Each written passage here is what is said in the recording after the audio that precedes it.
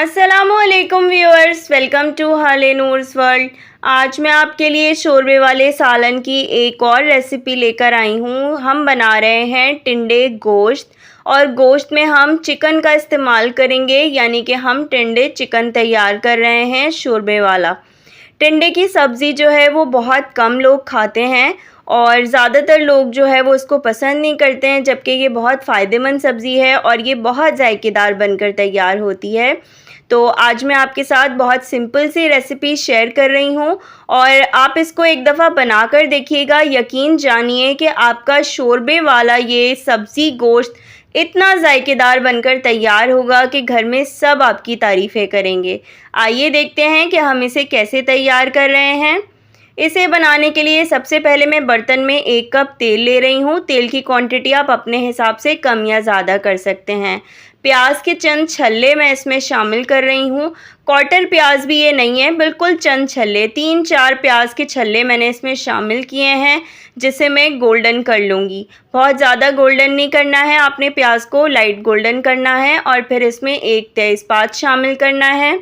तमाम साबुत गरम मसाला, जिसमें 1 दालचीनी, 1 से 2 बड़ी इलायची, 5 लौंगे, आधा चाय का चम्मच सफ़ेद ज़ीरा और आधा चाय का चम्मच काली मिर्चें शामिल हैं।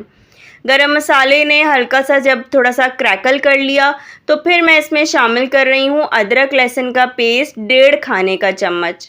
आप जो है वो मशीन का पिसा हुआ भी इस्तेमाल कर सकते हैं। मैंने हाथ से ही कुंडी में अदरक लहसुन का पेस्ट जो है वो पीस लिया है। और फ्रेश अदरक लहसुन का पेस्ट ऐड करने के फ़ौरन बाद मैंने इसमें चिकन शामिल कर दी है। मुर्गी का हड्डी वाला गोश्त है ये और तकरीबन 1 किलो के करीब है। अब चिकन को हमें करना है गरम मसाले और अदरक लहसुन के पेस्ट के साथ कुछ देर फ्राई, ताकि इसकी हीट जो है वो बिल्कुल ख़त्म हो जाए और चिकन जो है वो अच्छे से जो है वो कुक हो जाए। इसकी जो ऊपर की जो एक लेयर होती है ना, वो अच्छे से कुक हो जाए, ताकि ये हमारी चिकन जो है वो बाद में जाके हलवा हलवा सी ना हो जाए या शोरबे में टूट ना जाए। जैसे ही चिकन ने अपना कलर चेंज किया तो मैंने इसमें 1 कप प्याज का पेस्ट शामिल कर दिया है। थोड़ा सा पानी डालकर 3 दरमियाने साइज़ की प्याज मैंने पीसकर पेस्ट बना ली थी।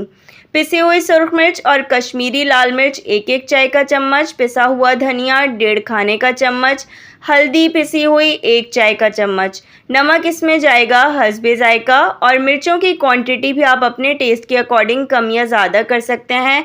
कश्मीरी लाल मिर्च अगर आपके पास नहीं है तो आप उसको स्किप भी कर सकते हैं। मैंने यहाँ पर कश्मीरी लाल मिर्च का इस्तेमाल किया है बहुत अच्छा सा कलर देने के लिए। बस अब इसको कवर करके मैं तकरीबन 15 मिनट के लिए पका लूँगी। 15 मिनट हो चुके हैं इसे पकते हुए। आइए इसे देख लेते हैं चम्मच चलाकर। अभी इसमें काफ़ी सारा पानी मौजूद है और तेल जो है वो ऊपर आना स्टार्ट हो गया है। इस स्टेज पर मैंने इसमें 150 ग्राम दही ऐड किया है। ताज़ा दही है ये और इसको फेंटकर मैंने शामिल किया है। खट्टा दही इस्तेमाल मत कीजिएगा, शोरबे का जायका ख़राब हो जाता है। ताज़ा दही इस्तेमाल कीजिएगा। तकरीबन 150 ग्राम के करीब ये दही है, आधा पाव से थोड़ा सा ज़्यादा दही है ये। इसको भी हमने मिक्स किया और कवर करके दोबारा हमने इसको 15 मिनट के लिए पका लिया है। तकरीबन आधा घंटा हमारी चिकन जो है वो पक चुकी है। आप देख सकते हैं कि मसाला जो है वो बहुत अच्छे से भुन गया है और तेल जो है वो बिल्कुल अलहदा हो गया है। तो अब इस स्टेज पे मैं इसमें आधा किलो टिंडे शामिल कर रही हूँ, जिन्हें मैंने धोकर छील के काट के पहले से रखा हुआ था। हरी मिर्चें शामिल कर रही हूँ मैं, मिर्चों की क्वांटिटी आपके अपने ऊपर है। और 2 ग्लास पानी भी मैं इसमें शामिल कर रही हूँ शोरबा करने के लिए।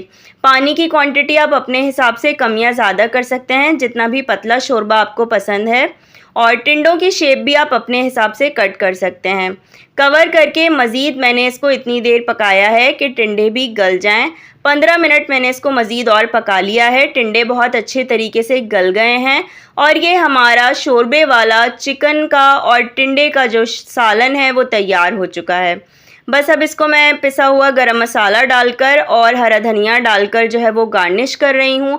आखिर में पिसा हुआ गरम मसाला ज़रूर डाला करें शोरबे वाले सालन में, इससे बहुत अच्छी खुशबू आती है और जायका भी बहुत अच्छा हो जाता है।